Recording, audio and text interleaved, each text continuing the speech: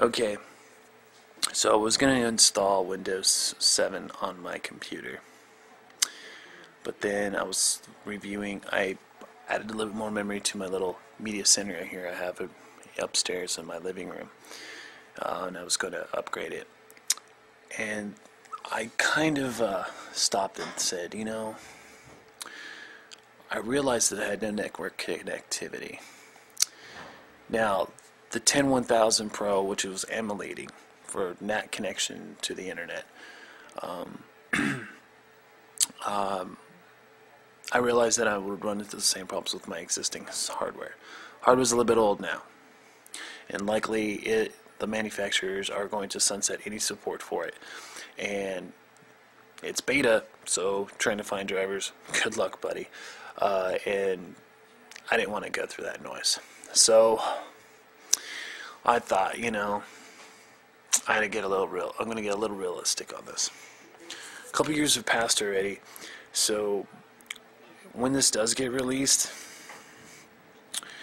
the realization that most systems now have dual or quad core processors, the realization that systems now, OEMs have understood the limitations and the best performance for Windows Vista, that those are now considered the standard for building a system for a Windows operating system, that people who buy brand new are not going to run into too many problems. Well, the only thing is when you're looking at the operating system, that's pretty much a closed box, and you're going to find yourself running into a lot of frustrations. So if you're going to do this and do the release, this is what you're going to do. This is the only way you're going to have an enjoyable experience. One, get all your money ready. Realize that all the current software that you have may be sunsetted in support. That includes your hardware.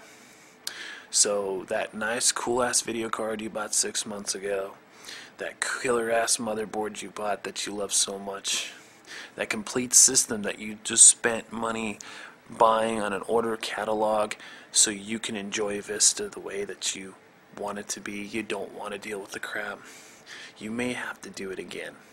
Have that $2,500 ready for that major upgrade. If you can't do it, if you can't upgrade your systems or your software and hardware simultaneously, then you're probably not going to upgrade to 7. I mean, if the operational costs or the cost of operation is going to be so expensive, it's not going to work. I'm going to give you a scenario. Like, my accountant had multiple versions of QuickBooks because many of her customers either just were comfortable with just using the same version and just, you know, worrying about the updates and patches. Many of those would not work on Vista, so she, you know, trying to convince your customers to just all upgrade, especially at $600, $800 a pop for just the software suite.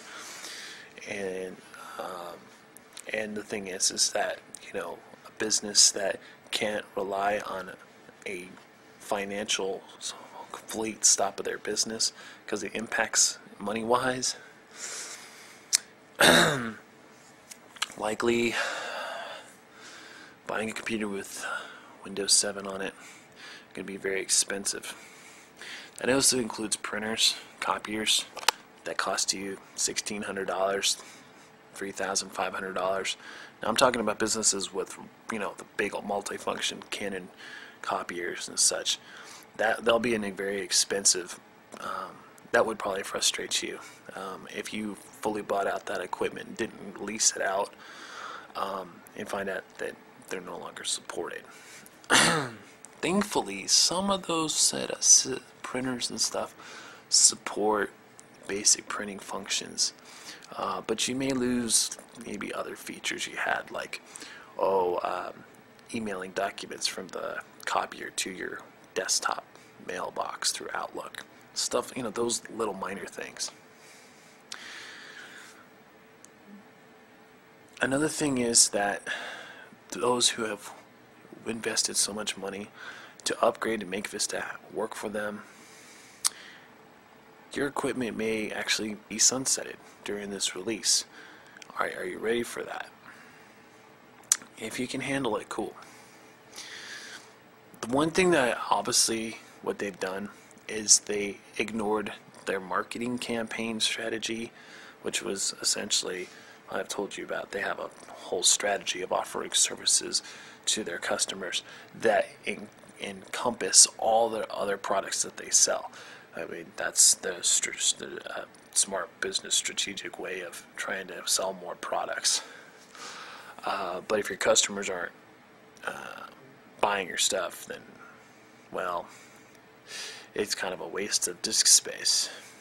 What I mean is some of the services that preload. So they were smart enough to make sure that those services did not load up on boot. And that's why it's performing better from even people I've seen online that have done recording boot times and stuff. And even myself, in a virtual machine, you're just not seeing a lot of stuff load up.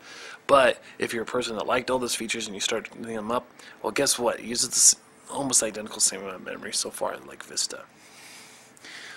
Also, there's another thing is a realistic thing, and I don't think most programmers, they only see their own realm, their software suites, their applications. But it looked like when my experience was, even with their own applications all installed, like Office, Microsoft Communicator, which is an enterprise communications suite, it really didn't perform that well after all those things were installed, because remember, those little applications have their little helper applications that load up in memory on startup, and probably 90% of people don't even use them because they don't, they're not on a complete Microsoft plan. So even with that excluded, an average user is going to put their own messenger programs, their own plugins, then their own versions of software. And the thing is that after that's installed, how is the operating system going to run after that? So the current specs that you see, and for power users, telling you 2 gigs would be decent enough for an average power user, and for those gamers out there, 4 gigs is good enough, as what PC Gamer Magazine evaluated in their testing of the first Vista release candidate. I think that's those are still true for what we have today. So anyways, if you can afford that, which probably not this year, these are unnecessary costs on a business perspective, on a consumer perspective. These are expected things, but you need to evaluate all that. When it first comes out, don't expect every manufacturer out there is going to have a driver ready and supplied, because there might be some manufacturers that find out their motherboard had some equipment that was not compatible with Windows 7, and it's just easier for them to sunset support for it than trying to waste their own money, because they've already got other new versions of mainboards out there to support your old, what they consider now, legacy. Within 4 months, it's already starting to lose its value after they've already pumped it out and started giving it out to the warehouses. So I hope that's a good evaluation in my point of view, and I hope that's a more realistic and not trying to be so critical, which I know I tend to be, and that's, yes, I am somewhat bitter, but I have, because of business, failed business communication with them when I was a partner with them. So we'll see you later.